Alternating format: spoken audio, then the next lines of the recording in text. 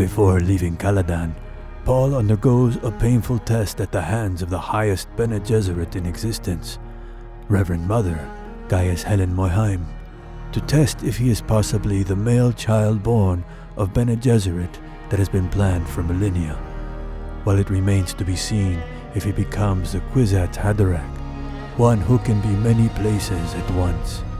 He passes the test with the highest performance ever. Paul is the right person at the right time, with the right preparation to become very powerful and influential in this universe. Welcome to Decode Dune, an exegesis of the Dune universe. And to hear more of my sexy readings, become a Patreon supporter at Patreon.com/Decode Podcast. Okay, so we're back. We're on episode 2.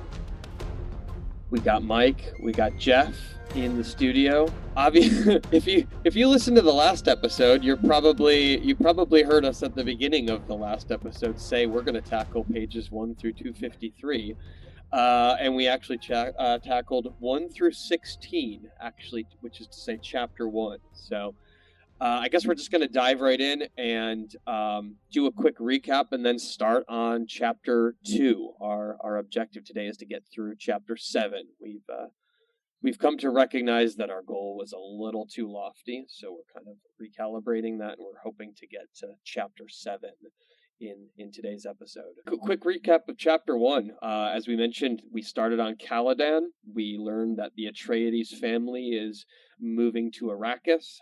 They're doing so they won the spice mining contract, so to speak. That is through the Emperor, so they're going to be relocating to the desert planet Dune, where spice melange is mined.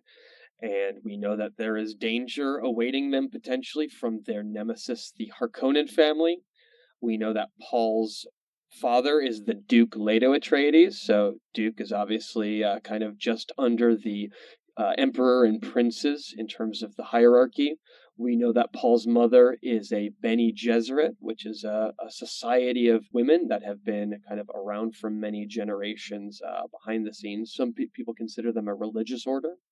And we know that Paul has just undergone a test of his humanity, so to speak, called the test of the Gam Jabbar, and that Paul scored the highest that any human has ever scored before, which is to say he was able to sustain nerve induction that would be the highest level of pain possible, and he made it through with flying colors.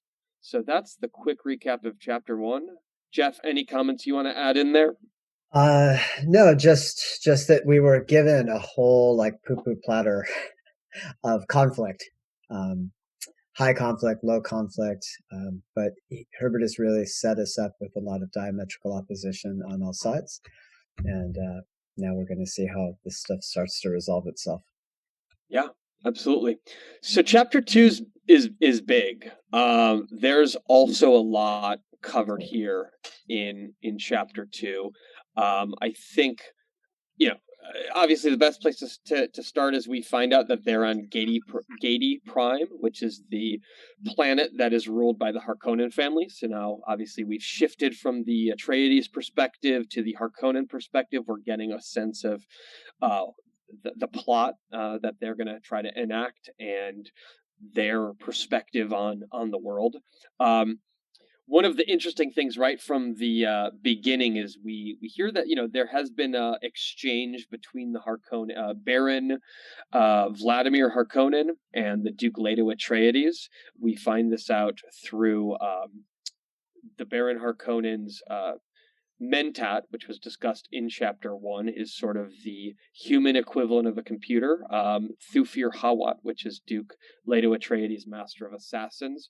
It isn't really clearly articulated in chapter 1, to my recollection, that it's made very clear that Thufir Hawat is the Master of Assassins for the Atreides family, but that also he's also their Mentat, which again is sort of a consigliere who's been trained for years and years to do logic and computation and that sort of thing. That's sort of in this world how they replaced computers, which again in chapter 1 we find out is called the Butlerian Jihad. It happened many years in the past. But so Peter de Vries is the mentat for the Harkonnen family. You can see that pretty much every major family in what is called the Landsraad, which is kind of the house of nobility, or the noble houses rather. Each one, basically has their own mentat that is assigned to them. So again, if you're a Song of Ice and Fire fan, obviously the Dune books came out first, but if you're a Song of Ice and Fire fan, you know that every family has a maester. So again, very similar kind of context. Each family has a mentat. So Peter de Vries is the mentat for the Harkonnen family, and he receives a message right while they're kind of talking in the meeting room in the Harkonnen fortress that Duke Leto Atreides does not want to meet. He rejects the offer to meet with Harkonnen and kind of talk out this feud they have. In doing so, we learn a word Conley, Kanly, and Conley is according to Wikipedia, Conley is a formal feud of vendetta between houses of the Landsraad that has been declared. And there are certain rules according to, again, a past event called the Great Convention, where in this universe, they've agreed no one will ever use atomics again, like atomic weapons. So there's a formal feud now, a vendetta between the Harkonnen and Atreides, and the Conley, the word in our world here actually apparently originates from a word used in the Caucasus Mountains for blood vendettas between tribes. Right. And Jeff, I want to kind of invite you here to hear a little bit about some of the additional reading you've done about kind of the influences of Frank Herbert, etc. Oh yeah, well, Frank Herbert clearly. I think he acknowledges it. He was inspired, in part, is commonly known, an article that he read about sand dunes that were disappearing, the drive to plant certain kinds of grasses to slow the erosion. And that started him sort of thinking about this. But he also clearly read a book called The Sabres of Paradise by Leslie Branch, Leslie Blanche. If you really want to understand the Fremen, and in some way to understand both the Harkonnens and the Atreides, it's interesting to understand the history of the Caucasus Mountains and the role that the tribal leaders played there. And that's what this book covers. So it's essentially focusing on the Caucasian War of Independence. It lasted from 1834 to like 1859, 60, somewhere in that range.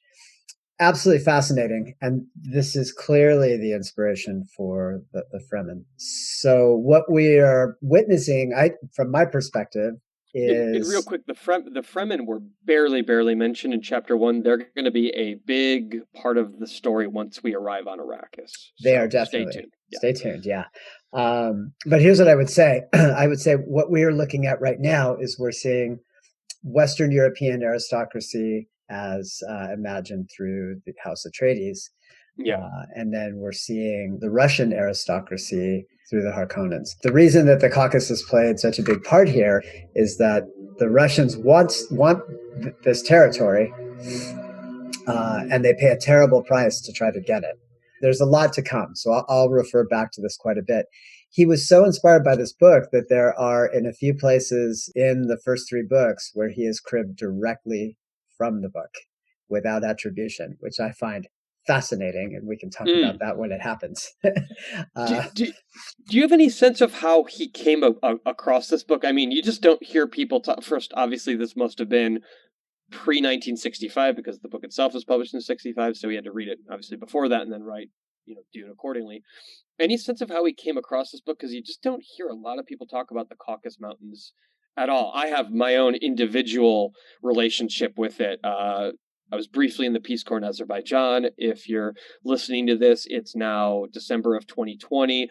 Azerbaijan actually just retook area that was previously occupied by the Armenians called Nagorno-Karabakh, translates to the Black Garden. That literally just happened. They had the military victory parade this past week, but I was in the Peace Corps in Azerbaijan in 2007. I was kind of kicked out for being a bad boy, but that's neither here nor there. But I tell people about Azerbaijan, and they're like, I have no idea, never heard of that. You were just anyway. too foxy for the Caucasus, as I understand that. I have the correct nose and unibrow that I have to pluck to. I fit right in, actually. Well, I don't know. And here's what I'll do. I'll make a commitment to try to find out for the next. But I can tell you, this story is fascinating, and I guess there's a couple of ways you could enter into it. He could have entered into it through some kind of study of Russian history. So maybe if he was thinking about revolution, he might have taken a look there. But it's important to put this, to quote Princess Irulan, to put this in its right time and place. He is taking, I can't remember how, we're like 10,000 or 40,000 years in the future. We'll probably go over dates and times later. He is literally transporting a people and this conflict, and he's just like light speed, just sending this entire conflict straight into the future. Mm-hmm. So this guy, Imam Shamil, is really the prototype for Stilgar. Mm-hmm. He led the Dagestan and Chechen fighters who were real badasses. It's funny, in relation to your own story, all the aristocracy, European and Russian, all the ladies wanted to hang out with these dudes. Which is a funny thing. So there's tons of stories about women going to the Caucasus during this war. Oh, wow. For the express purpose of hooking up with these fighters. Well, yeah. We can pause on the Caucasus Mountains real quick and say, first, it's a balkanized region, right? It is made up of a couple of countries. When you look at modern day Russia, they have sort of territories, if you will, like we have states, and some of them are drawn pretty distinctly on ethnic lines. So it's almost as if Kansas had its own like very specific ethnicity to it. And then so did Nebraska. Obviously that in the United States is a wonky comparison, but a lot of these provinces, autonomous zones, whatever you want to call them, in oblast, there we go. Oblast is the term. A lot of those are drawn on ethnic lines. So in the Caucasus, you do have the actual sovereign nations of Azerbaijan, Armenia, the Republic of Georgia. You have, I believe, Ossetia broke away and is technically its own country. Dagestan is technically part of Russia and is actually considered one of the more diverse parts of the Caucasus Mountains. But then it just gets even more specific. So you have South Ossetia, you have Abkhaz, you have Kazan, where the Tatars live. So with it, like, so there's like what I was trying to get at is there's about 4 to 6 actual countries, but then Russia, the Russian part of the Caucasus Mountains, is made up of like, if you look at it on a map, the oblasts are very small. It's literally like 30 different regions. Chechnya, so Chechnya is not an independent country. It's a part of Russia technically. So it's this is where when you talk about tribes, each one of those little regions that are probably the size of like the Long Beach metro area, those are those are all fighting city amongst each other. What? Fifth largest city in Southern California. So it does have that. Fair. I'm teasing. Yeah. It actually gets more. It gets a little deeper even. So these people back in the 1834. They're tied to the book in other ways. So, you had recommended I listened to our friends at Chop House doing their Dune episode, and one of the charges that's levied at poor Frank Herbert posthumously is that he's a shitty writer, right? And I've read these books as a kid, as a young adult, and now as an ancient person. And I was struggling with why they would think that. And here's why I say that. He leaves a lot to be discovered. So he does really focus in like a journalist on the who, what, where, how. But he also references things that would be maybe locally known, but are really left to the reader to discover. So like a good journalist, there's a lot of information they could provide, but they're trying to provide you with the basics, and then it's left to you. And here's an example. These these fighters, these underneath the Imam Shamil, they're described as a Murid sect or Murid. The pronunciation I'm not clear on, of Islam. So this is a Sufi order. A Murid is literally translated, it's one who seeks. They are on a religious path. Now, if you later, as we talk more about the Fremen and their behavior, this is absolutely the case for them as well.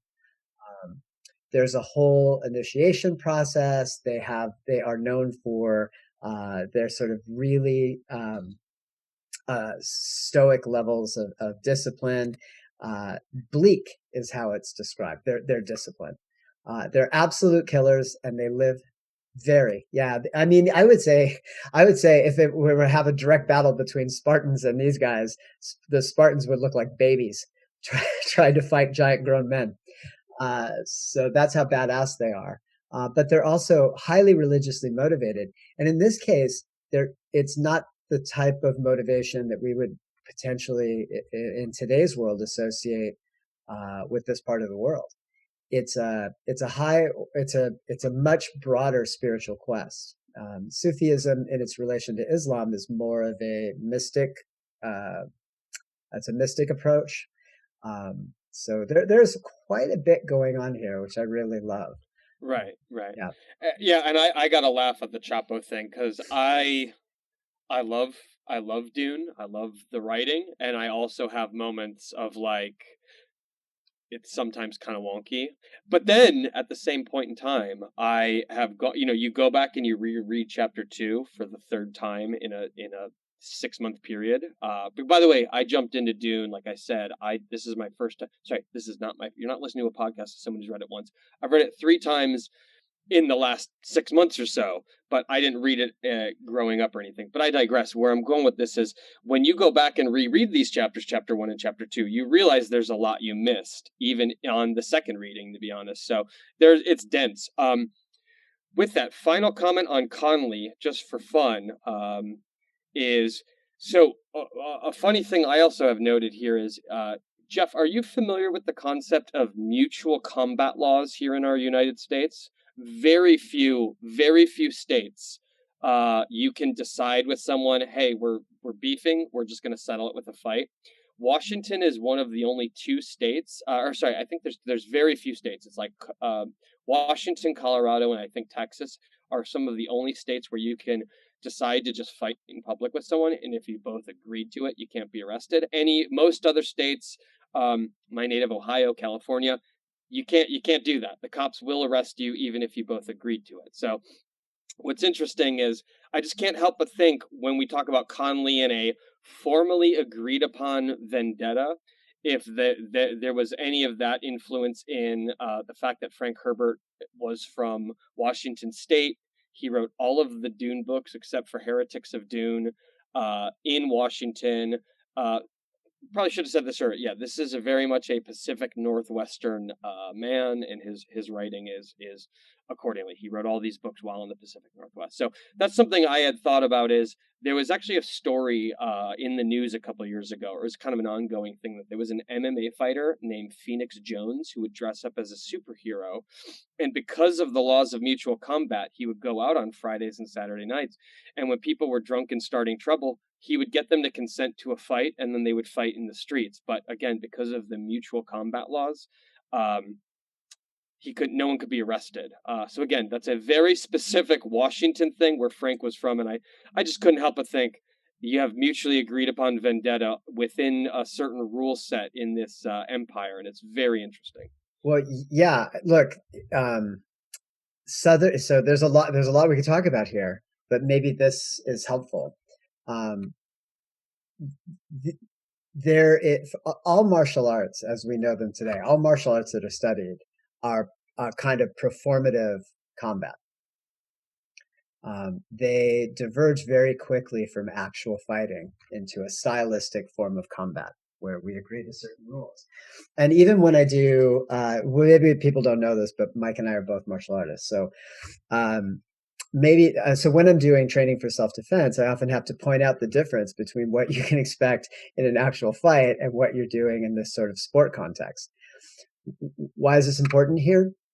because stylized or ritualized combat has been used literally forever to resolve disputes in society. So the very first, not maybe not the very first, but important rules in society to keep a sort of civil peace are figuring out when can individuals participate in violence. And so I'll just move really quickly from ancient history to relatively recent history. This idea of the Southern politeness, this arises from the fact that dueling was a very common practice up until not very long ago. And so if you were uncivil, if you cracked wise, or you were a sarcastic person, or just overly gabby, you could easily find yourself in a duel, where the chances higher than you would like on a Saturday afternoon that you could die. So politeness was literally a survival mechanism. And so you see this idea here where there are certain prohibitions on behaviors like atomics. There are certain forms that have to be adhered to. And if they are broken, members of the Landsraad would suffer a penalty. Yeah, let's talk about atomics real quick. Yeah. Man, and by the way, to the audience, this is how you end up on one episode per chapter. Or one chapter per episode. That's right. Yeah. So it's not mentioned here in chapter 2, and it's really barely mentioned in this book, if at all. It might be later on. It might be we talked about the idea that Dune is 3 books. So the second book in the Dune series is Dune Messiah. I don't exactly know when it is, to be honest, but it isn't even mentioned for 1,000 pages, let's say, that clearly atomic weapons exist in this world, because this is a world that is, 2020 existed in the universe of 2020 Earth existed in the universe of Dune. We don't know when Earth stopped being a planet people lived on, but atomic weapons are a thing. Every family has their own stockpile of them, almost like nation states. So, obviously there's only a certain number of nuclear holding countries in the United States or in the world right now. The Landsraad, or the noble houses, all have their own family supply. It's very, again, kind of a little bit poking fun at Frank. It's so directly worded in the book that it's almost a little wonky. They're literally called family atomics. So the first time you read the book, you're like, yeah, family atomics, of course. Exactly. It's a little wonky, but it's because it's so direct, you couldn't imagine that they would be called that. However, did your family not pass down atomic weapons to you? No, yeah, I don't have a family atomic supply hidden in the walls here. I thought every family made some provision. But what's interesting is, yes, so one of the rules of Conley is you cannot pass it's a no eye gouge, right? So atomics are eye gouges. No eye gouging. We want to be able to walk away from this fight. So no atomics can be used, except, this is the part where I said it's not made clear for at least 1,000 pages. The only reason atomics are still existent in this universe is the idea of there are no aliens. There are no real aliens in the sense that we would call them in the Dune universe. The idea is, what if with all of this interplanetary travel, they do encounter a xenomorph or a predator type of alien, right? Something that genuinely would kill any and all humans, and that's what atomics are there for. So, anyway, atomics are not to be used on other people. That's basically it. Yeah, you can't use them on members of your group. Right. However, some people break the rules, right? Right. Absolutely. So back to chapter 2 here. We're on Geidi Prime. Peter DeVries finds out that Leto will not meet with the Baron Harkonnen to talk about it. Leto insinuates that Harkonnen family is known for being treacherous, and he will not suffer meeting him. They talk about, okay, then it will be Conley, i.e. it will be feud, and then we kind of really start getting into the Harkonnen plot here. Yes. Yeah, the whole plot is really about to be laid out for us, right? Right. And one of the things I want to say from a tonal aspect of this, throughout the book, the books rather, plural, a lot of the talk is that the Atreides are, above all things, honorable. They inspire a lot of loyalty among their followers. People will die for the Atreides. You can see within 20 lines of chapter 2, the Harkonnens are it's a nest of vipers, right? Everyone is super open to taking another down. There's no honor amongst thieves, if you will, and it's just a vibe where anyone is fair game. So the plot is essentially this. There is a doctor named Yue. He is the family doctor of the Atreides, in the same way that every major family has a master of assassins or a mentat. Every family has a doctor. These ones are called Suk doctors. They are the best doctors. They've been conditioned to not be able to inflict any harm upon the people they treat. Apparently, this is a conditioning that absolutely cannot be cracked. But the Harkonnens find a way, and Dr. Yue is basically going to allow the Harkonnens into the new family house of the Atreides on Arrakis, specifically in the garrison city of Arrakeen, that the Atreides are going to move into instead of I assume a penthouse in the major city, Carthage, which is obviously a derivation of Carthage. But the Atreides are going to move into a house on Arrakeen, which is formerly the residence of the ambassador to the smugglers. We're talking about spice smugglers. So that guy is the ambassador to the smugglers, is kind of what he's called. But he is a really close friend of the Emperor, which means the Emperor is in on the smuggling that takes place on Arrakis. So you have the formal Chom contract that is mining, and then you have the Emperor and others getting in on illegal smuggling to kind of line their pockets on the side. So the Atreides are going to move into this house, and let me just jump back into Dr. Yue for just a second. Yeah, sure. How frustrating after the big buildup that Imperial conditioning. By the way, spoiler coming right up. After all this buildup that it's uncrackable, what's the actual crack? Someone he cares about. It's the most obvious thing, right? Right. You grab you want to fight a guy who won't fight. You grab his girlfriend, put her in a headlock. You're like, fight me or I fight her. Yeah. You're like, that's it. Yeah. That's the unbreakable. Yep. There we go. But I'm sad to say, that's about all there is to cracking that. So yeah. The other thing I would say, it's a little thin, but thin. The other thing I would say about this, about House Harkonnen versus House Atreides here, the anarchist in me hates this, because these are, let's just be clear, these are two houses that have no problem with with a version of capitalism that basically drains a planet of its resources. What are the principal differences between the two? Duke Leto tries to be nice to the people he's exploiting while he's exploiting them, and House Harkonnen dispenses with any kind of pretense and and are just sort of methodical about resource extraction. Right. That's literally the difference. Right. But however, because we're Americans, we want to believe desperately that that this version of consumption-based capitalism can be friendly, and that the American puppy with the giant sharp teeth will grow up to be a fun lapdog. When in fact, if you're anybody else, it will. Even if you're in it, even if you are part of that dog, you're going to get chewed up. Right. So I just meant to make that point, because when I was a kid, I was all in. Oh, Duke Leto, amazing. But as I've aged with this book, I've come to realize, and this will tie into to some of the deeper aspects of the book later, or at least some of the deeper plot twists. Everything that looks good is potentially bad. This is, if we go back to the very first chapter, we're given all of these diametric oppositions. There's a couple that are weak, like this one, but it's still an opposition, good versus bad.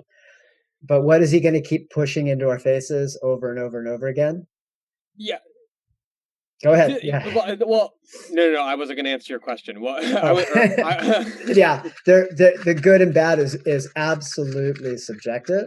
Yeah. And over a long enough timeline, nothing's good. Right. What I was going to say is this is when we talk about Frank's writing, is there's a lot of deep stuff, and then some of the plotting and the moving it along, and the I was going to say, yeah, when I was rereading this chapter, I was going to say this chapter is nearly Shakespearean in the way that you have a mix of the way that the dialogue is very expository. It's stuff like when they introduced Conley, the Baron Harkonnen says he even made sure to use the rich old traditional word Conley so that I know he's serious, or it says something to that effect.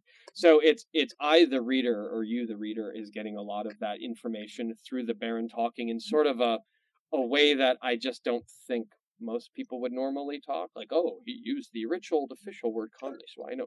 Okay, I absolutely agree. Right. Yeah. But so okay, so Dr. Yue is gonna, and when I say let them in, I'm talking about he's gonna turn off the alarm. Yeah. He's gonna turn off the alarm and open the door. He's gonna flick a switch. And they're gonna Surprise! come in. Yeah. Woo! They're gonna come in and they're basically gonna kidnap everyone. Yeah.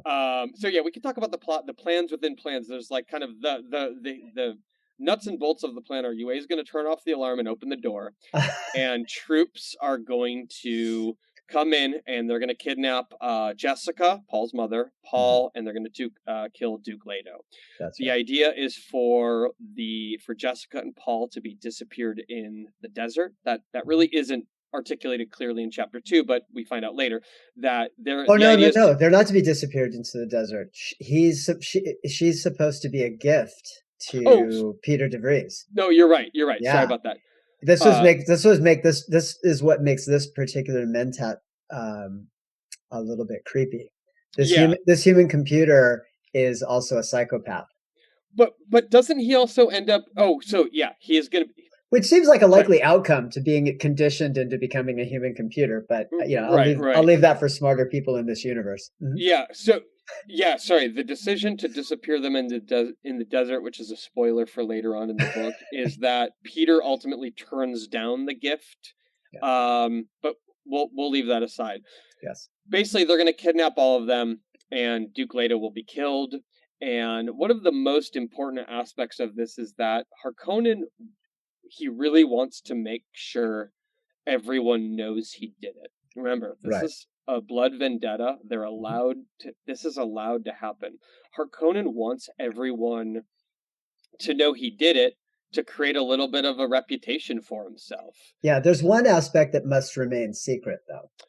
Absolutely. And that is the fact that the Emperor is in on all of this. In fact, he's not only in on it, he's going to take some of his kind of Navy SEAL equivalent. They're called the Sardaukar. He's going to put them in Harkonnen uniforms, and they're going to be in amongst the Harkonnen troops who literally, we're going to say it again, literally walking through the open door that Yue is leaving for them. So this also sets us up, reinforces really what's happening in this universe. So along with like this sort of endless expansion from Earth to all these planets, a dominant theme here is a kind of eugenics. It is a principal concern in this book is who gets to make what kinds of people. Yeah. I think it's no mystery that there's a deep religious undercurrent because, of course, the Abrahamic God also cares deeply about who gets to do the nasty and what gets to happen as a result of that. So it's very like Old Testament in that regard. So there's a genetic eugenic program going on Geidi Prime that produces. No, that's on Seleucus Secundus. Sorry, exactly right. Seleucus Secundus. So that's the Emperor's prison planet. That's right. Yeah. It is unbeknownst to many, to maybe all. It has been happening since the Zen Sunni wanderers landed on Arrakis. They've kind of done it to themselves because that's their final resting place and it's a harsh environment. And the Bene Gesserit are also doing this, trying to produce. So everybody is chiefly concerned with who's. Can I swear on our podcast? Fuck yeah. Good. Everybody's concerned with who's fucking who And what progeny gets to survive. Mm-hmm. And this is another good example. So this fight between the two houses can be viewed as rivalry between two individuals, Leto and the Duke, but it has this sort of family history to it. Mm-hmm. But I would say it's even bigger than that. It's about which bloodline gets to continue. Right, and that family history is not well articulated in, I'm going to say, literally Frank Herbert's entire career of 6 Dune books. His son is the one who picks it up and explains it. That's right. I think we're going to make the editorial choice not to bother. I think not to bother explaining the feud. They have a feud. It's a thing. Feud. It doesn't matter. I think you just made the more important point, which is that, well, now when you're reading it for the first time, you might be going like, when the fuck are they going to explain this feud? Right. And they don't. And then, but what's more important is what you just said, which is this is the entire universe in a sort of a microcosm, if you will. That's right. Every major player in this universe shares the same concern. Yeah. With sort of major and minor variations on how that plays out. Yeah. So the idea is, so Leto will be killed. Harkonnen will I'm going to tell you guys a story, and we can consider cutting this out. I'm not proud of it, but I'll tell it anyway. I was not bullied in my life in the sense of like when people talk about junior high school or whatever, just sort of I was bullied for years, and that's why I picked up martial arts. But I was not bullied. However, there was a situation that happened one time where, in an individual case, we were all hanging out skateboarding at my former elementary school. This was the summer before 9th grade. And we were all doing what young adolescent, men of all ages do, which is throwing movie quotes at each other, right? So Mallrats was all the rage that summer. And I had commented to Jim Manson, Jim Manson had said something, and I did the line, "You dumb bastard," which is a Ethan Suplee line, which is, "You dumb bastard, a schooner is a sailboat," or something to that effect, right? And before I could even finish the phrase, like bastard, the word bastard, Jim says to this other guy, whose name I'm not going to mention. I don't know, I should have probably just not mentioned Jim at all, but whatever. I love that you gave us his last name. Where does he live exactly? No, Strongsville, Ohio. He did get arrested for having a meth lab in his basement years later. All right. So he points to this other guy and he goes, "Do you want to do something about this kid, or do you want me to?" And so we go from playful movie quoting, we're all quoting, Mallrats, to this guy just starts punching me, rabbit punches me, right in the kidneys. It hurts really bad. Yeah. I'm an adolescent. I'm supposed to be tough, but I start crying in front of everyone. And then the shame of that embarrassment led to me flipping out, and I hit the guy with my skateboard. Where I'm going with this story... Wait, isn't that like a Christmas story? You fucking just jumped on top of him and beat him up with your skateboard? It was like in the movie Kids, except instead of like 20 of us, it was just me by myself. So I clipped this guy with my skateboard. And this was like 2 weeks before 9th grade started. And basically after that happened, when we got back to school, everyone was like, "That guy's a psycho and you don't want to mess with him." Awesome. Which is, everyone also knows prison rules. That's like day one of prison. Find someone who isn't protected and beat them silly. And then everyone will think you're a little bit crazy. Yeah. So Harkonnen has the exact same idea here. Let them see, let them know that I did this to Duke Leto Atreides, who, by the way, we mentioned it in chapter 1. He's like the golden boy of the Landsrad. Everyone likes him. He's handsome. Baron Harkonnen, sorry, we didn't even mention it. Baron Harkonnen is really, really fat and gross. Yeah, he's got like some suit that helps him fly around because his fat's so fat. Yeah, in the David Lynch movie, he's got these like weeping sores. He's also a pederast. He literally mentions that Paul Atreides has a hot body, or has a sweet body. His own fucking nephew. Yeah, he's lusting after Fade Rautha right there in this dialogue. Right. Also, in chapter 2, Fade Rautha is his nephew. He is supposed to be the one to part of the Harkonnen plan is that Fade Rautha will be so Peter DeVries played horribly by Sting, by the way. No, Sting is the Beast Raban. No, Sting is Feyd-Rautha. Oh, was it? Yeah. I don't know who played the Beast Raban. He was also. I think I don't know that actor, but Sting plays. Sting Oh, plays Feyd-Rautha. they must have changed it.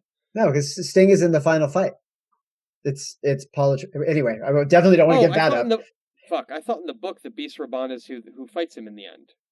No, you're right. Yeah. No, you're right. You're right. No, it's definitely Feyd-Rautha. Remember they have the whole, anyway. There's lots going on there, but yeah, I swear to God, I thought. Sorry, we're talking about the same thing. That's okay. We're way far. Okay. But I'm just pointing out that if you've watched the Lynch movie and if you weren't disappointed by other things, you should definitely be disappointed by Sting. Who I think really thinks he did amazing, but it's horrible. Yeah, it's pretty bad. It's pretty bad. Yeah. What I'm suggesting is I think there's a change to the book in the casting and it doesn't matter. Yes. Who cares? So Feyd-Rautha is going to be the one who takes over. So the Harkonnens are going to replace the Atreides. Basically, the long story short, the Harkonnens are going to replace the Atreides, and with the Atreides gone, remember the plan is for everyone to be removed from the map. The Harkonnens will just reassume the fief of Arrakis, and they will also take it'll be like a hostile takeover. They'll take the shares the Atreides had in the Chom company, and they will add that to their own, and they're going to be an even more powerful group. No one can ever know that the Emperor is involved with this, or else all the noble families will rise. So that in essence is chapter 2. One little tidbit is we do learn from, it's not really well explained, but we do learn that Peter DeVry has the blue within blue eyes. That's going to mean something as this goes by, as the book goes by, but it is not explained in chapter 2 other than he's got blue and blue eyes, and that is something that is really well known. It is something that when you see him, that's the first thing you notice is he's got these bizarre blue and blue eyes. Yeah. So that's chapter 2. All right. I mean, basically, right? Yeah. Just to tie that little question up in a neat bow. In the book, page 608, this is after, it doesn't matter, but this is where this begins. So I'll just read it because it takes 2 seconds. A sense of failure pervaded him, and he saw through it that Feyd-Rautha Harkonnen had slipped out of the torn uniform and stripped down to a fighting girdle with a mail core. And this begins. He's wearing like chainmail. Yeah. And this begins that fight. Right. Yeah. Wait. How does the Beast? Why did they bother with this chapter? And by the way, I'm just going to assume this could probably all be cut. Right. This is not. Well, that could be. Maybe I don't see. No, why not? It's important to figure out who's who. So, why do they bother with this chapter of? Wait, doesn't the Beast Raban? Beast Raban? Who's is Feyd-Rautha the one who's also done like 100 fights in the? Oh, okay. So that's somewhere in my reading of this, the Beast Raban is sent to just accelerate spice production. Right. His job is to escalate. And I think it's okay to talk about this. Sure. It's a little bit of foreshadowing, but the Beast Raban is sent. This ties back to what we're talking about. He is the engine of the sort of capitalist consumption suffering. And so they basically tell him, turn up the machine. Yeah, everyone on the planet hates him because of how. So here's what happened. I switched some aspects of these characters, but not all. That's okay. In my reading. That's basically what happened. I thought that it doesn't matter. Yeah. There are a lot of characters to keep track of, and the Beast Raban plays like a weird, like you could have, if this were Star Wars and Disney had a hold of it, there's probably a Beast Raban thing where you kind of see that whole backstory. Yeah. But we don't get very much here, so it would be easy for that to happen. Right. Okay, so we're moving into chapter 2 now, right? Chapter 3. Chapter 3, that's Capítulo 3, primera etapa. So as a kid, I just want to go right to this. The first time I read this book, I read the very first sentence of this chapter and got a little baby boner. Oh, thus spoke Saint Alia of the Knife, and I was like, I don't know what or who that is, but I am in love. You like a woman with a weapon. Oh yeah, and somebody called Saint Aaliyah of the Night. I was like, that's it. Mm, I'm in. I don't know what you're mm, doing, who you're stabbing, but I'm gonna go mm. stab him with you. You know, one of my first crushes was Sorsha from Willow. Oh yeah, yeah. Yeah. So in the Star Wars universe, Asajj Ventress is my hottie. Wait, Um, who? Asajj Ventress. So you have to watch the Clone Wars, Oh, okay. maybe if you want to see it, or read some of the books. Yeah. But she's the only character. This is we're talking about for a second. Asajj Ventress is the only character in the Star Wars universe that has real agency. Huh. Why does she have that agency? She's a Sith. She's a fully trained Sith, a fully trained Jedi, and a fully trained Night Sister. So she's like, of all the mystical powers you could have, she's got them Mm-hmm. all. Mm-hmm. And then she basically, this is why I love her. She was Mm-hmm. like, "Fuck all y'all. I'm gonna do Mm-hmm. I'm gonna do what I want." Right. And so she just gets to fly around picking what battles she wants to fight and who she wants to fight them for. And if she doesn't give a fuck, she takes off. Yeah. Everyone else is bound by these like lawful good, Right. lawful evil Right. sorts of setups, but not her. So when I first saw these words, boing, I was like, all right, I'm in. And I'm going to tell you something. Part of the reason that I hated these books at the end of my first read through is that she doesn't become the badass that she should be. If you see the David Lynch movie, there's this setup that makes you think like, God dang, when that kid grows up, she's going to be a fucking badass. And sure enough, she is. Yeah. But there's a lot else that happens along Right. the path, right? Do we want to read the line? Do we want to read? Oh yeah. So go for it. No, I want you to read it. We've you're already a pro. concluded. I don't have the reading voice. Oh, well, I don't know if I do either. But here we go. Thus spoke Saint Aaliyah of the Knife. The Reverend Mother must combine the seductive wiles of a courtesan with the untouchable majesty of a virgin goddess. Like, I don't know, 11-year-old me Catholic just virgin whore throbbing complex. here. Oh, goddamn, do I? Yeah. Yeah. Yeah. Holding these attributes in tension, so long as the powers of her youth endure. For when youth and beauty have gone, she will find that the place between, this is a reference to Bene Gesserit beliefs, once occupied by tension, has become a wellspring of cunning and resourcefulness. From Muad'Dib Family Commentaries by the Princess Irulan. That whole thing, it still gives me I'm probably going to have some bizarre dreams. Yeah, the different refractory period this day and age, though. Yes. Actually, help me out, Jeff. Now I So feel like an old you've been a creepy guy, practicing Buddhist for years, right? Long time, yeah. Okay. I can't help but see the place between one's occupied by tension has become a wellspring of cunning and resourcefulness.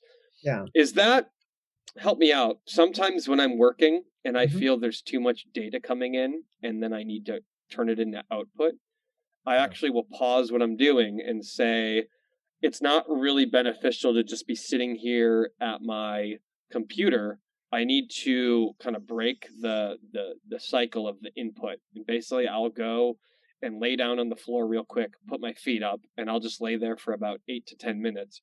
And in that period of time, I will compute all of the data, and then I will get up and say, now I know what I'm going to do, and I'll draft out a project doc, or I'll whatever. I'll have a fix to the problem. Is that kind of what they're talking about here? And how does meditation maybe, is this even related to meditation? It's absolutely related to it. So there's a lot of discussion about how the Bene Gesserit have developed their relationship between mind and body. Similarly, the sort of the Zen Sunni warriors that we're going to learn about, they have also learned ways to steel their minds against external circumstance.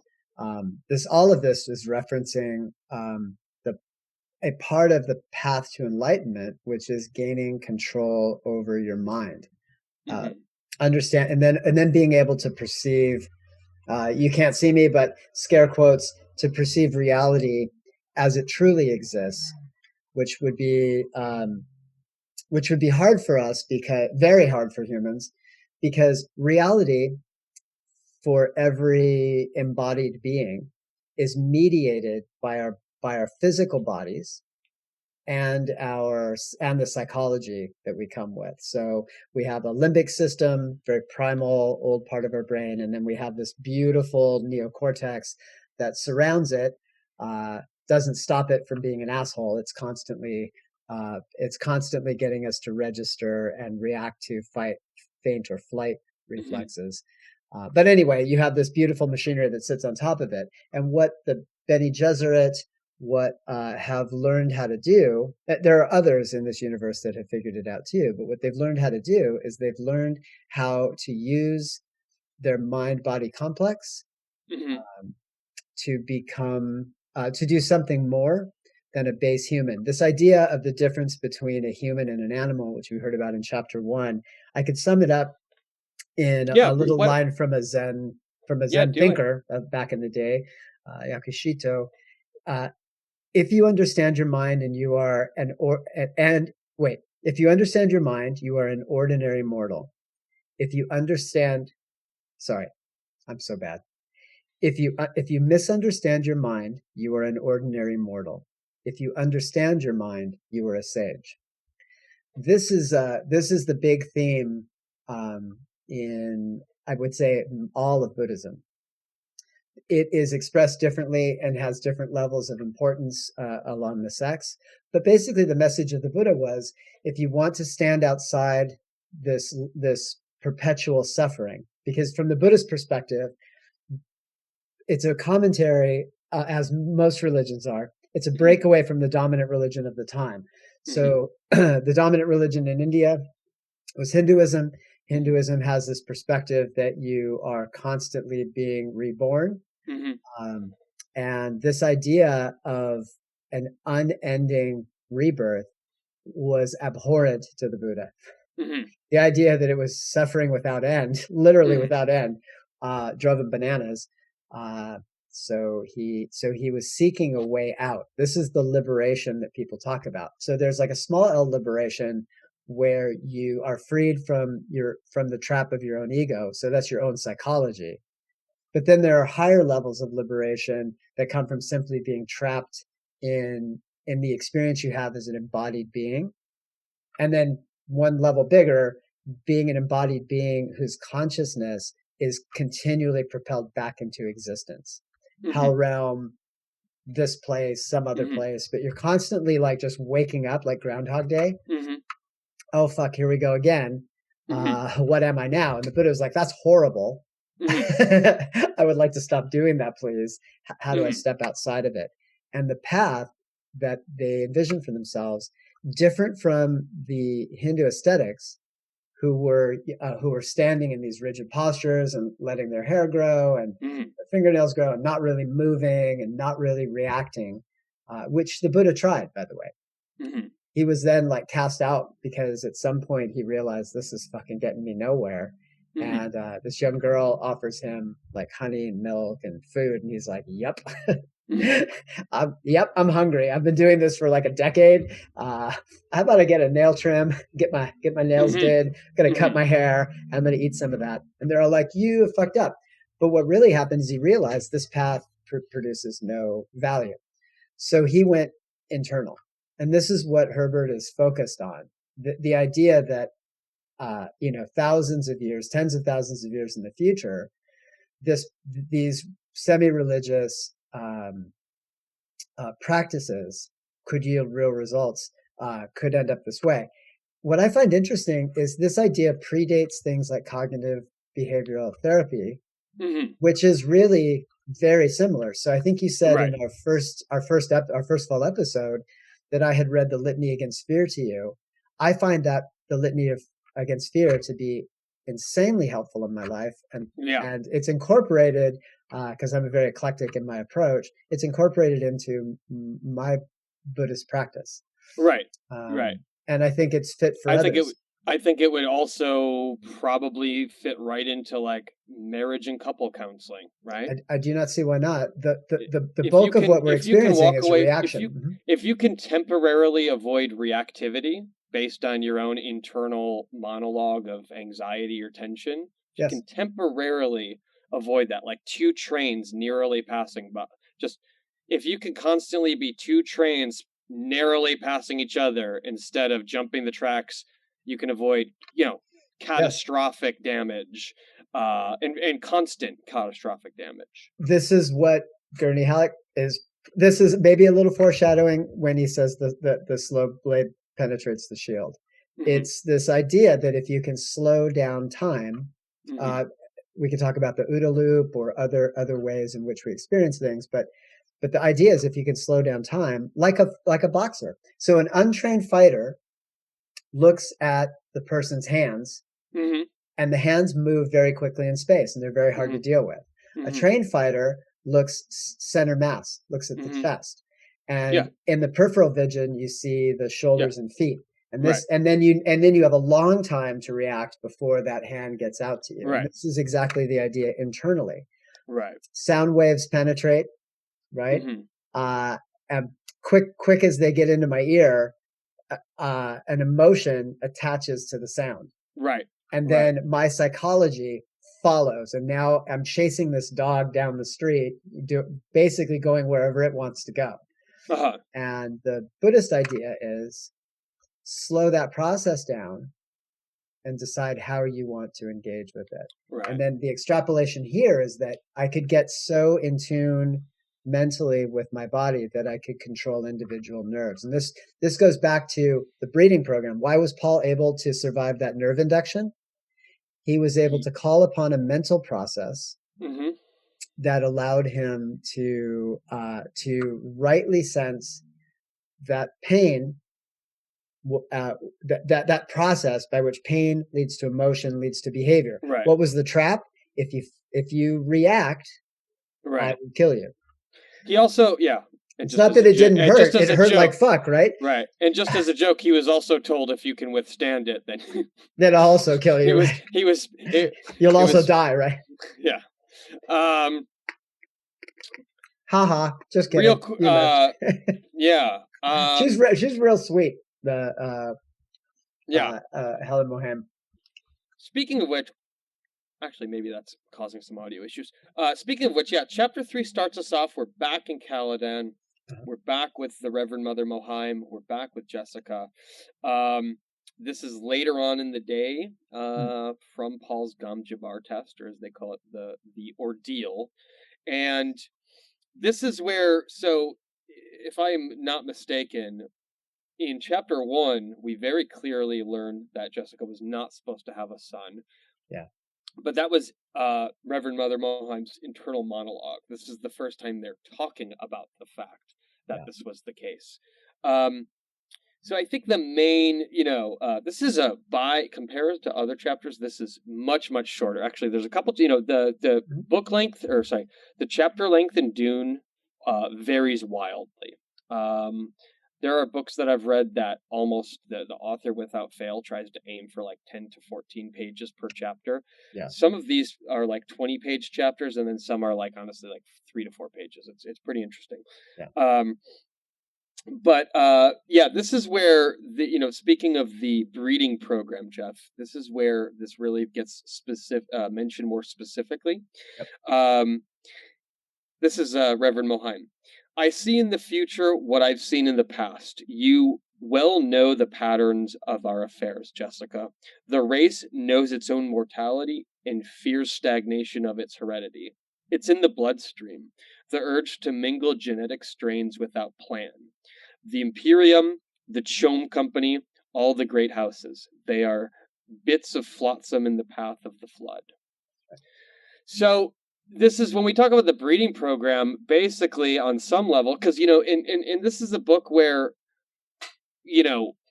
for the most part, even with the Fremen, we're only really engaging with the local nobility of the Fremen, right? There aren't very many interactions with the average Fremen, who is one of the Sietch is the term of the people who live in amongst themselves. We don't really get a sense of what the kindergarten teacher, the kindergartner teacher of the Sietch is.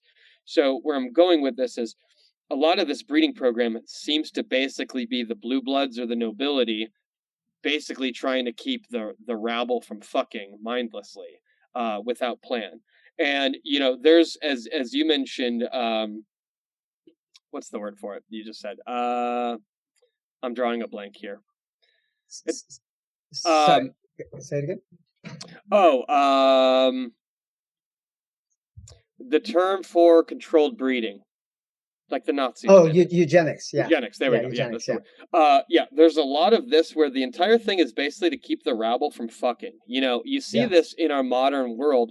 This idea of like the birth rate in the developing world compared to like Norway or Italy. I mean, it's just insane. Is this idea of the poor people are going to outbreed us, and then we're going to have to rule over a larger number of them, or they're going to take up all of our water or what have you. So it's fascinating. This comes actually from taxonomists. So even taxonomists who understood Darwin make this mistake. There's a whole conversation that we don't have to have now. But what are fish and where do they fit in, right? And so in a taxonomy, we think of fish as being some completely separate group, but in fact, that is not the case. Why do we think that? Because taxonomists tried to create these sort of neat channels and categories for things to fit into. This led to this idea that you could have things that were sort of retrograde, or that you could have a kind of de-evolution. You could be that some things were lower on the evolutionary scale. This, of course, makes no sense. However, this idea is very persistent. So that is driving. There's a teleology here, to use a big fancy word, right?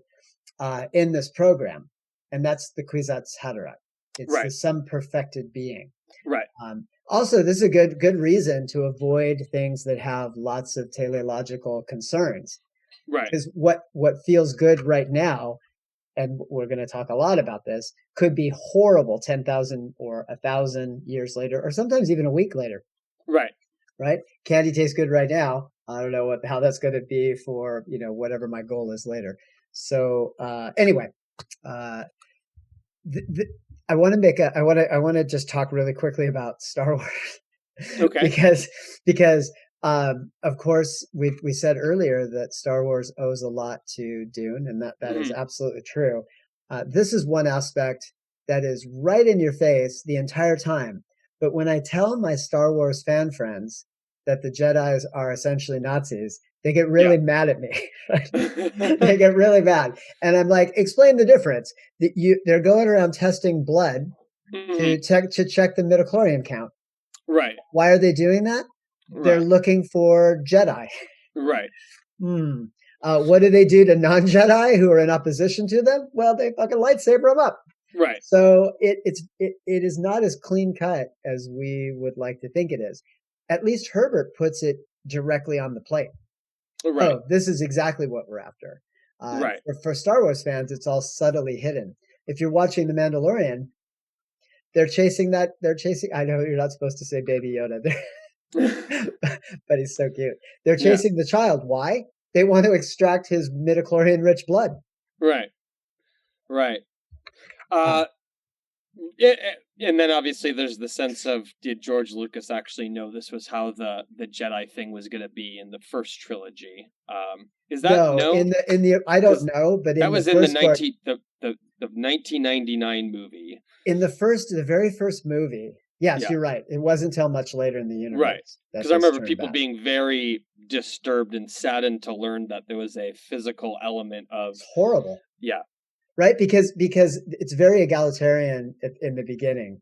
Right. The first movie. Right. Luke simply goes from being young farm kid to Jedi Master because this is his hero's journey. Right. He goes out from the town, he meets the mystic, he brings the thing back. The thing he was supposed to bring back was knowledge that the Force was accessible to all people. I remember walking out of that. Well, I'll tell a quick story. I wasn't allowed to go to the movie opening because I'd been a naughty boy. So I wasn't allowed. No, actually, I wasn't naughty. I couldn't go because my stepdad had planned a family trip to San Francisco.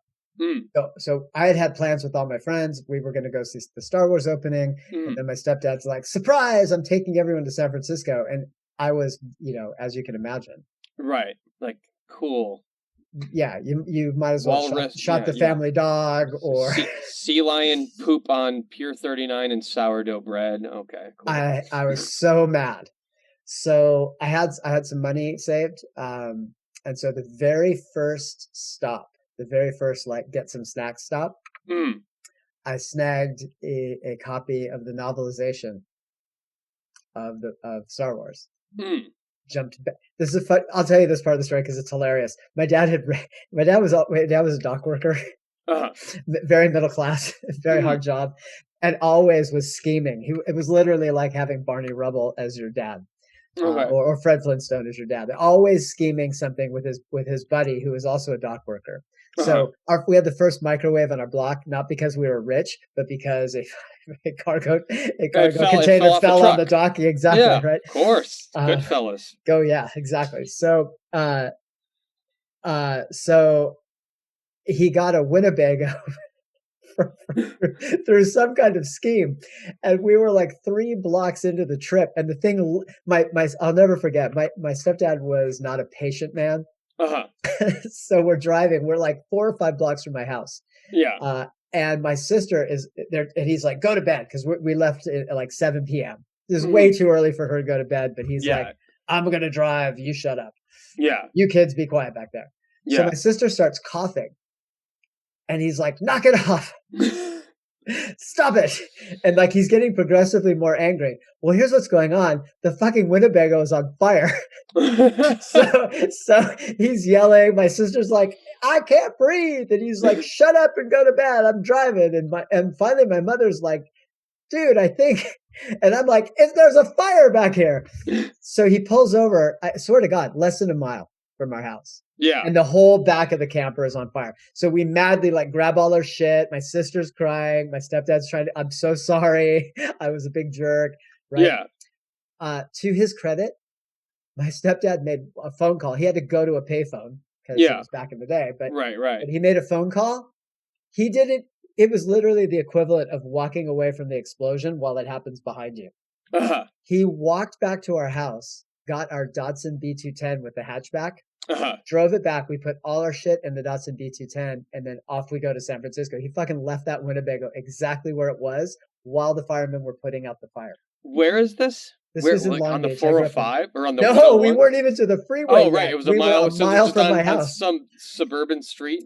I grew up in Belmont Shore, so which back then, it's a very fancy place now. When I was a kid, it was if you were on the beach, you were there's the Jocks, the Socias, and then who was Pony Boy? What was their group?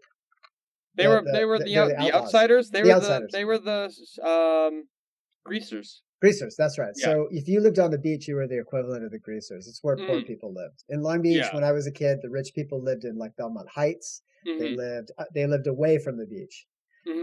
Us beach rats lived on the beach, and we were looked down upon. So anyway, we drive off. So I grabbed this novelization of the book, and I'm reading it, and this also infuriates my dad because he took the coastal route so we could see the sights, and I will not look at anything. To this day, if I'm in the car with my mom, I'll tell her to look at the mountains, and it makes her crack up because my dad would be like, "Put that book down and look at the trees and put that book down." He was so mad about it that I think we're in some town where it's like just artichoke farms, and they had a theater, and the theater was showing Star Wars, and he was like, "God damn it!" And I was almost done. I was like 3 chapters from being finished, and now I didn't want to see the movie. I wanted to finish the goddamn book, but he pulled over, and I was forced to watch it. Forced to watch Star Wars as punishment for having read the book. I can't explain the man, but it probably explains a lot about who I am now. Anyway, what you got at the end of the movie is you had this egalitarian idea that the Force was something that was available to all. When fucking Jedi say, "May the Force be with you," what they should be saying is, may you win the genetic lottery. Right. And Right. woe is to you if you have it, because you're either an NPC or you're a fucking stormtrooper or Right. whatever, but you're probably going to die at the hand of Right. somebody's lightsaber. Right. Yeah. Anyway, I wish it was more honest, but back then, I don't think that was part of it at all. The whole message was you go through the journey, you get access to the Force, you bring it back to your community, and it elevates the community. You've fulfilled your hero's journey. By fucking 1990 whatever, they were just straight up Nazis. Like, it makes Yoda look horrible. And then I never understood, like, why it's horrible that Anakin, sorry, I don't know how far we should go into this, but it's horrible that Anakin kills all those little fucking baby Jedis. Oh, yeah. But this is the same fucking mission. Sith Right. versus, it's Sith versus Jedi. Yeah. Who has the genetic predisposition to use the Force gets to make new Force wielding peoples. That's what they're fucking fighting over. Right. Who gets caught in the middle? The average... thousands of Jango Fett's, millions probably of Jango Fett clones and whatever else. Right. But they're not honest about it, and so I wag of the finger to the Star Wars community. Yeah. Yeah, I'm not a huge fan of the Star Wars world. I've seen them all, but I'm not. I mean, I've seen the movies. We're probably going to get, if one of the three people that listen to this episode, we're probably going to get a fuck ton of hate. Or maybe me specifically, so. Yeah. All right. So where are we? We are somewhere. We're in the middle. We're somewhere in chapter 3. Basically, they want to control people and they're fucking, right? Yeah. Oh, shut up. You entered this with full knowledge of the delicate edge you walked, says Helen Dias Mohaim to Lady Jessica. You knew you were what would be the word? She's a concubine. You knew that you were supposed to make a baby, and that baby was supposed to be a particular kind. Right. And you know what this process is for and is about. Well, you broke the rules anyway. But he wanted a son. Yeah. Actually, there's a really interesting line here in page 30 where, Jessica is quoting Mohaim, humans must never submit to animals. That's right. And it's really interesting because it is, by all accounts, she's referring to the Duke, because the Duke wanted a son. And he was saying, like, yeah, fuck it. You know, I'm imagining somewhere in the bedroom 15 years ago, well, 16 years ago, in years prior to that even, right? Huh? Let's do it. Let's make you big with child. Yeah, that's the animal expression, right? We'll have a boy. We'll have a boy. Right. It'll be great. I'm not supposed to have a boy. What the fuck are you talking about? You're not supposed to have a... Look, we're in our bedroom. We're naked. No one else is here. We're fucking... Right? Yeah. Don't talk about your boss in the bedroom. Exactly. Right? This is limbic brain. Right. I want to get busy right now. Right. Damn the consequences. Right. Versus a higher, not just higher brain, but higher brain in control. Right. And he wants a boy. He wants an heir, because this is also they have a weird, really, they were obviously paired up in the sense that she was assigned to him. Yeah. And then she ultimately, fell for him, and he's not the worst person to be with in that regard. But they were assigned... so much wrong with this. Yeah. Much wrong with this. They were assigned to one another. I forgot my train of thought. Yeah, only a fucking white guy in 1965 could write this with a straight face and not think about the fucking consequences or how it ties to our history. But anyway. Right. So he wants a son because so this is like if you've been watching like if you've seen the shows, they're allegedly chick shows, but I think they're good. We're talking about the White Queen, the White Princess, the Spanish Princess on Stars, obviously based in history of the Tudor era. Yep. That whole thing in the Spanish Princess and in countless other works and histories is, are you going to create a boy? I need a boy. I can't show, if I have a daughter or no children, my throne is weak. Yeah. So he wants a boy for obvious reasons. Why did you guys assign me with a woman who's been told not to have a boy? Yeah.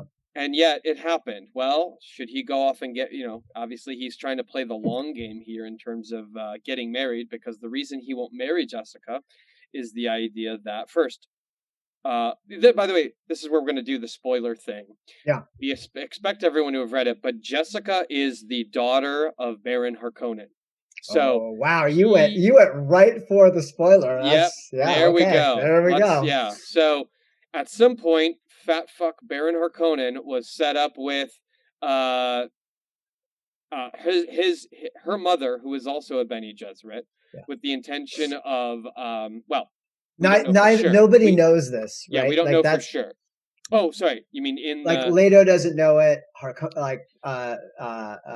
Vladimir Harkonnen doesn't know it. Right. Lots of people don't know it. Yeah. Paul is the only one who figures it out much later. That's right.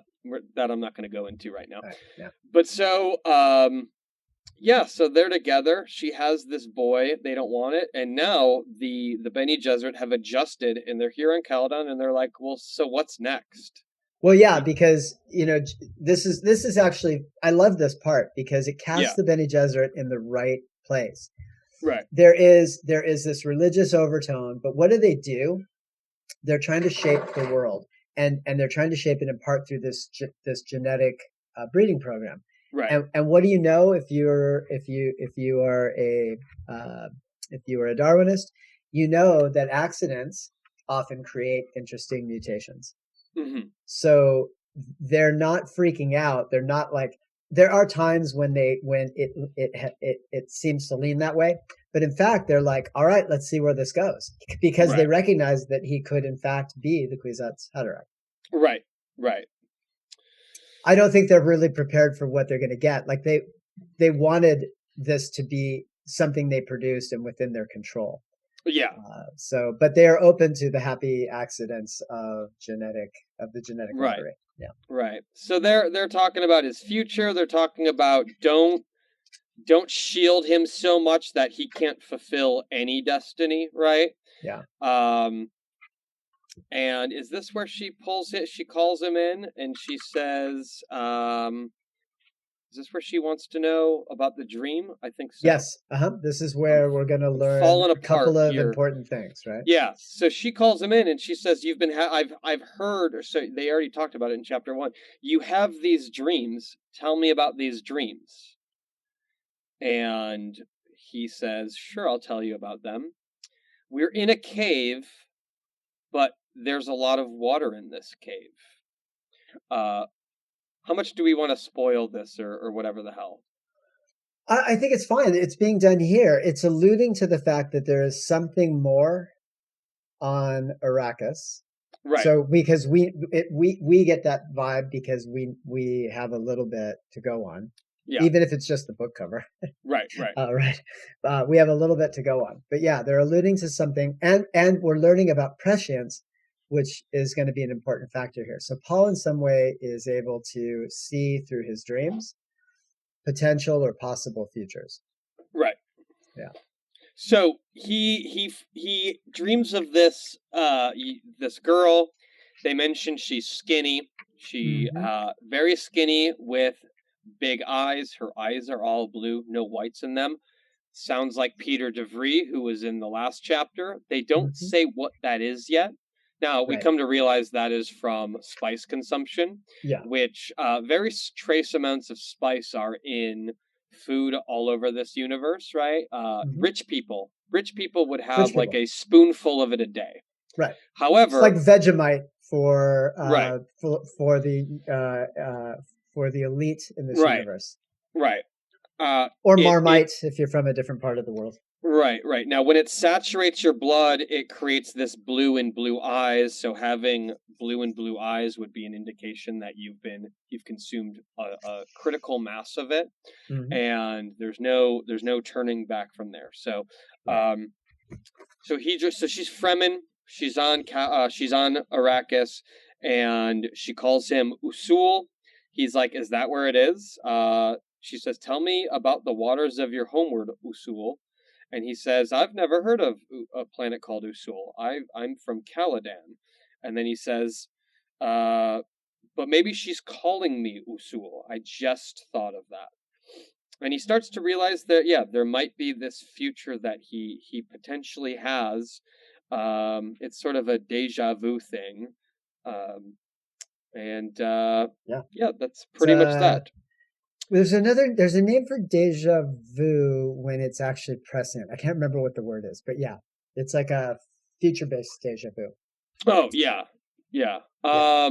You're talking about in Dune?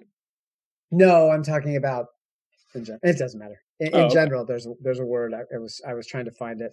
I'm an old man, so sometimes words fly away from me like little birds. Okay. Okay, so the other thing that we should talk about here before we move on is that this idea of the Kwisatz Haderach. So Jessica wants to explain more to Paul. Paul rejects hearing the explanation, which I find fascinating. He simply accepts the challenge. Those who tried and failed died. So that's all he wants to know. He doesn't want to know more, which I find interesting. Yeah. Well, you get a sense of him being very reluctant for a lot of the things happening in his life. Yeah. And even later in the book, he at first and there's grains of truth to the idea that he is or isn't the Kwisatz Haderach, or is it possible that big spoiler, multiple Kwisatz Haderachs will occur. But yeah, he doesn't seem terribly interested in it. He denies that is him. What again? And I think I mentioned this before. In a big thing that also happens is we get a real sense that the Bene Gesserit. Sorry, I'm gonna mute myself to cough real quick. Yeah. Okay, and we're back. A big thing that I think we'd be remiss in not commenting rather, is that it is very clear that there is, as I commented before, Reverend Mohiam refers to Duke Leto essentially as an animal. Yeah. And it's very clear there's some animosity between the Atreides kind of family or the line and the Bene Gesserit. They're at odds with each other. And Paul picks up on this. Yeah. Paul, so this is as early as page 33 of this book, we're realizing Paul and the Bene Gesserit are not going to have a simpatico relationship. He realizes they have designs. He realizes that he's kind of going to, or they want him to be a tool within them. And he realizes, frankly, they don't care about his father or what happens. There's one specific thing that they want. Yeah. Should we talk about it? Yeah, go ahead. They would have engineered through their process another pairing of Atreides and Harkonnen to try to achieve their end. The frustration with the house is not with individual members or the house itself. The frustration is with the lack of control they have over what's about to happen with Paul. Right. It's a wild or free radical in this environment. So the salt comes from it's an interesting kind of salt, because along with what you're observing, Helen Gais Mohiam also warns them of the danger. Mm-hmm. You need to use the voice. You need correct. to get good you at need the to voice above all things. Yes, ignore the normal order of training, and accelerate your understanding of the voice. So let's real quick. The voice, just a real quick Star Wars, because we didn't really explain it before. It's mentioned in chapter 1 briefly.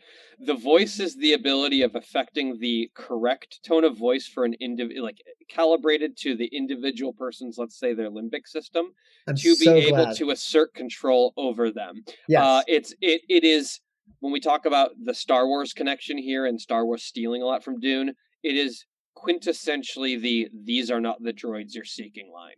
That's right. And you have just struck on another one of my absolute fucking pet peeves with the Star Wars universe. So what does George Lucas do? He makes it a fucking hand gesture. Yeah. A hand gesture. Yeah. It's not, these are not the droids you're looking for, and then some kind of psychic fucking power. Right. nobody can see this, but I'll show it to you because you can see me. Right. These are not the droids you're looking for. And he fucking waves his hand across them, Right. and they're like, oh, I guess they're not the droids I'm looking for. Right. Yeah, it's bananas. Whenever I watch any Star Wars and like Yeah. fucking droids have to use their eyeballs and Yeah. talk to each other, I go bananas. Yeah. And whenever they use hand gestures like bring me the thing or go do Yeah. that, I'm Yeah. like, what happens if the defense against the Jedi, the defense against the Jedi mind trick is just to not look at their hands. Oh, I forgot. Right. It's called the Jedi mind trick. That's right. Right. The- It's Whereas, funny. yeah, go ahead. Go. Well, go. I mean, the voice is obviously it has to do with affecting the right tone to create the right mental state of the person who receives it.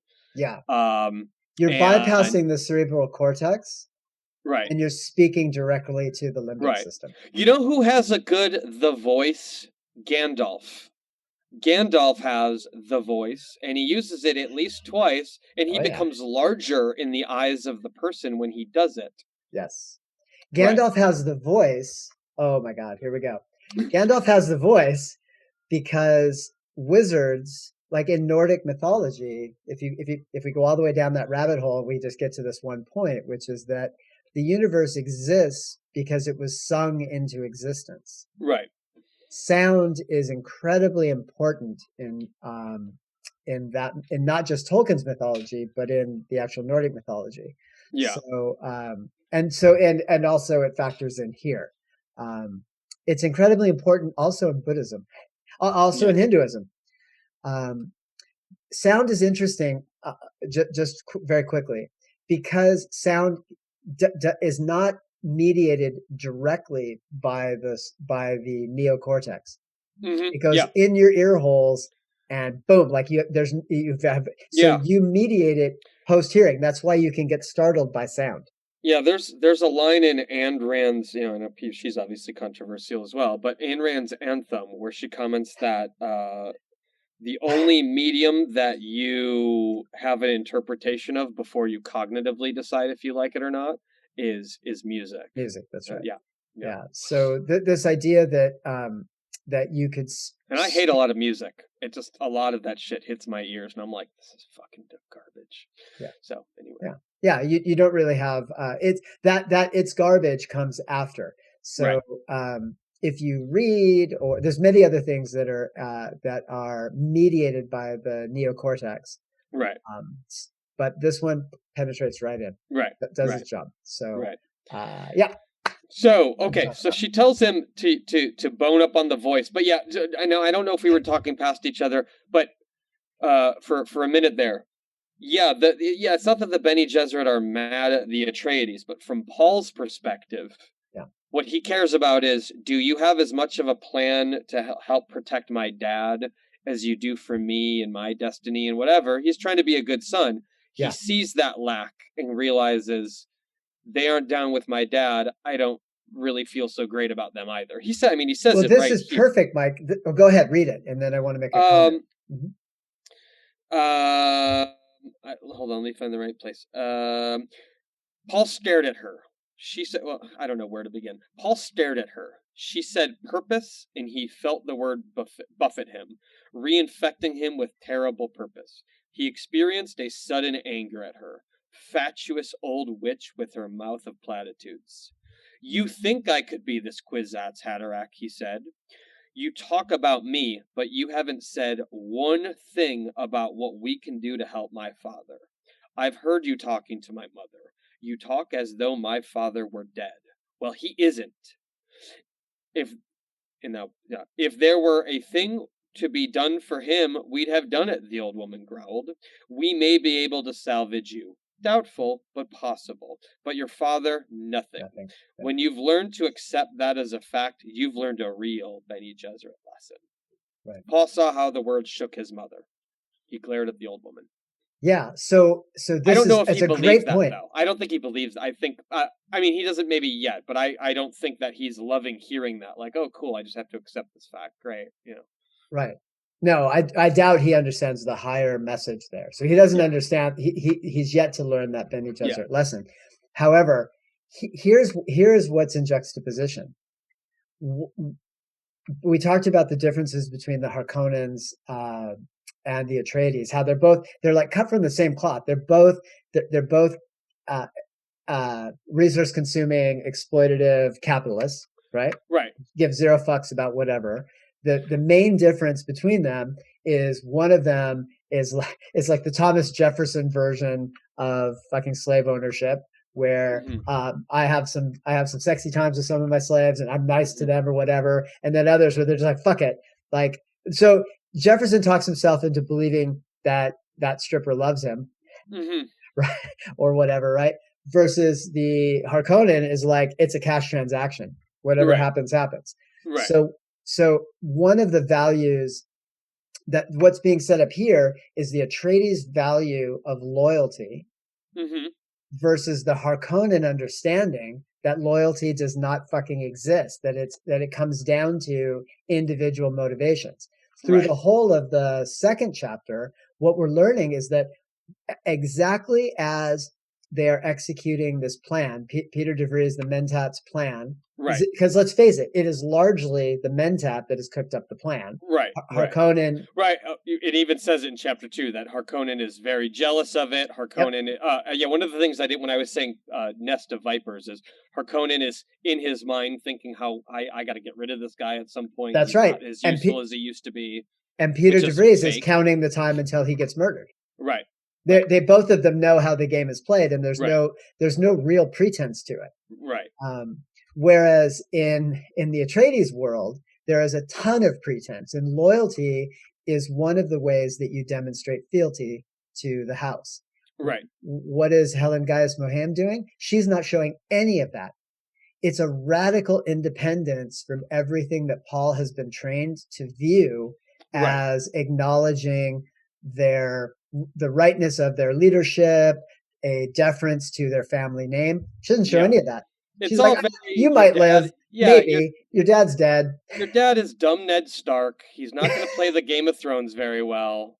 He's going to bring his rustic northern honor, and no one's going to care in the capital, right? That's right.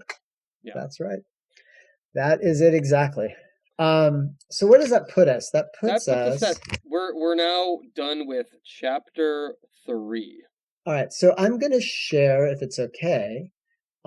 This is from Rumi. I like to share a little of the stuff that is infusing this world behind the scenes. So this is from Rumi, and it is called "Who Makes the Change?"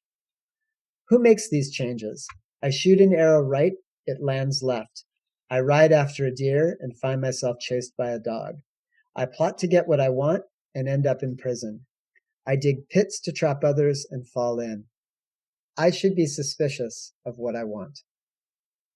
And this is really where, really for me, is the lesson that Paul is going to have to learn very fucking quickly. Yeah. Yeah, he's beginning to sense that the orderly universe of House Atreides, it's not just the move. The move is already chaotic enough and different, but he has just learned that his fundamental understanding of the universe is broken. And he doesn't know how. Right. And doesn't know what he can do to come out okay. And when we watch his father, who's normally, my note here is the first time he appears, he seems very polished, put together. They refer to him as being always present. Man, we watch him tap dance on ice skates throughout some of it's cringeworthy shit. Like I'm talking about Duke Leto Atreides. Yeah. When he's in the room with his guys, he shows a deftness at governing and knowing leadership. Mm-hmm. And then in the real world that he starts to play this game, he looks like a local yokel. He just looks like a jackass who is just not operating. Frankly, I'm just going to throw myself under the bus here, Jeff, when we talk on a professional level. I feel like a corn-fed boy from the Midwest who's now dealing in enterprise software, who's like, I don't know what the fuck I'm doing. I'm pulling the hay out of my hair here. Oh yeah, he's a hick for sure. Yeah, he is absolutely. You called him Ned Stark earlier. I think that's absolutely right. He is the proto Ned Stark. Right. He is capable of summoning loyalty. Obviously, he's loved in his hometown. The members of the houses show deference to him because he has these leadership skills. Mm-hmm. But he is not a political player. He's not a big thinker. Yeah. Yeah. So he has gotten where he is. Charismatic leadership. Yeah. Yeah. Bravura is there's a performative aspect. As a leadership coach, I talk about this quite a bit. I don't know how much of our personal lives, but this part of what I do for a living is I coach I think tech executives, we are right? This is what we are supposed to be doing in this podcast. Perfect. So let's do it. So I'm often talking to them about the performative aspects of leadership, mm-hmm. right? There is a part of leadership where you are projecting an image of yourself as leader that is separate from your own internal anxiety and everything that's going on under the hood. What shows up on the outside is take that hill. Mm-hmm. Yeah. Some people, many of my clients have trouble with this. Mm-hmm. Because it sets you up to start playing a tighter chess game where you have a beginning, an opening, a middle, and an end game in mind. Mm-hmm. Ned Stark, no, there's no, he had none of that. Right. Right. Like checkers, fine. Backgammon, okay. Chess, right. No. Right. Right. He's like, it's what's the right thing right now? I'll do it. What's the right thing right now? I'll do it. Whoops. Right. Where'd my head go? Right. Right. Right. Whereas others in this universe are very adept. Even in jiu-jitsu, right? You know that feeling like somebody, you slap bump and you're ready to go and you realize this person has no opening game. Right. They just dive on you, right? Right. They're like, "Wah!" And suddenly, they're all pretzeled up. Right. And then they ask you to tell you what that move was. And you're like, how do you tell them it's completely unaware opponent diving on someone who has thought about this game a little bit longer. Like it's not a technical problem. It's a fucking vision problem from your side. But you can't tell a white belt that because then they cry and they'd never come back, right? So you tell them, oh, that's a Kimura. It's done like this. And and then they get frustrated because it never works. I do tell people that, though. I haven't trained in a minute. I should be back in January, but aside, because we're in this pandemic, it's a fucking thing. You're just a spirit crusher from day one? Well, I think I don't know if it's my appearance or my whole vibe or whatever it is, but I feel like I get people who are like, I want to be as aggressive as possible. Maybe it's a reflection of the fact that deep down inside, I'm just a soft boy who wants to live a life of comfort. But I feel a lot of people are way more aggressive than I am, right? So I feel like people, they give me their aggression. And I show them that that's foolish. Yeah. And then I tell them that was foolish. Right. I tell them, I didn't submit you. You dove into my submission.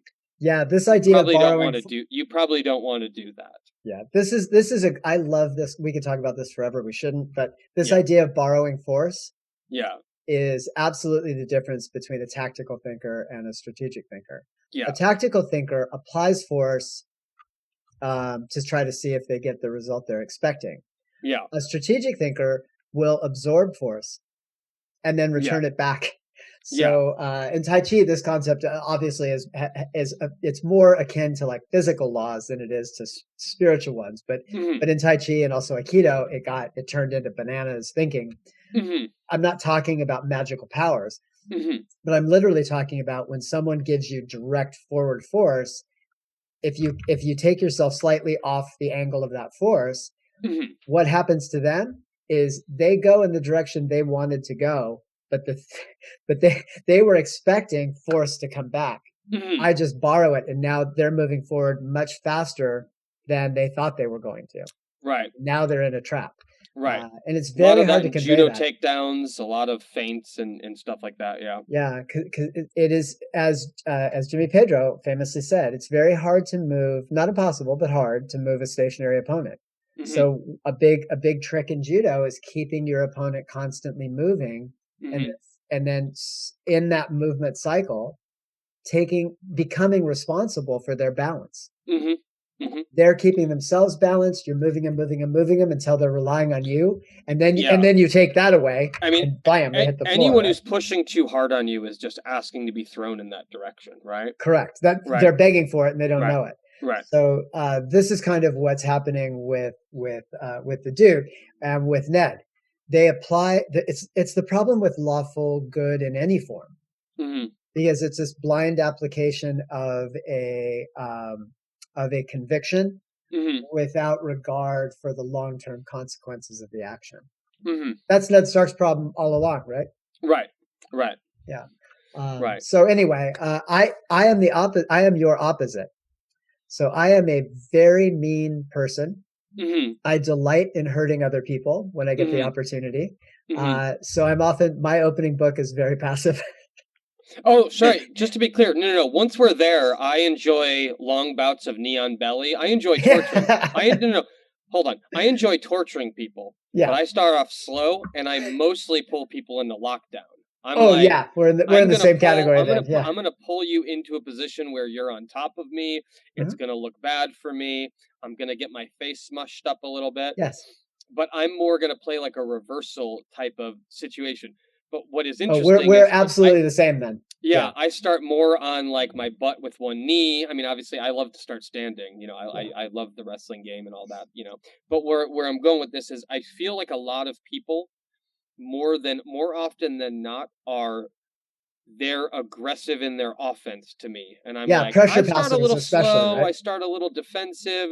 I got to warm up. Now, once you've shown that aggression, and I reverse it, then I'm gonna neon belly you, and I'm gonna hold your neck. We'll see what the future looks like.